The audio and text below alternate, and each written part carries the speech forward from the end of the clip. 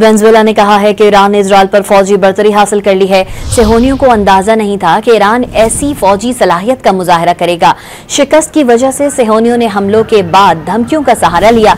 ईरानी supreme leader Ayatollah खामनाई को मारने की इजरायली धमकी पर वेनेजुएला के सदर निकोलस ने रद्दअमल देते हुए इजरायली वज़ीर-ए-आज़म को सदी का हिटलर करार दिया और कहा कि इस्लामी ममालिक इजरायली हुकूमत के पागलपन को रोकें।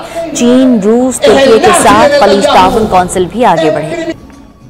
वेनेजुएला ने कहा है कि ईरान ने इजराइल पर फौजी बरतरी हासिल कर ली है। सेहोनियों को अंदाजा नहीं था कि ईरान ऐसी फौजी सलाहियत का मुजाहरा करेगा। शिकस्त की वजह से सेहोनियों ने हमलों के बाद धमकियों का सहारा लिया। ईरानी सुप्रीम लीडर आयतुल्लाह खामनाई को मारने की इजरायली धमकी पर वेनेजुएला के सदर निकोलस ने रद्दअमल देते हुए इजरायली वज़ीर-ए-आज़म को सदी का हिटलर करार दिया और कहा कि इस्लामी ममालिक इजरायली हुकूमत के पागलपन को रोकें। चीन, रूस, तुर्की के साथ खलीज ताउन कौंसिल भी आगे बढ़े।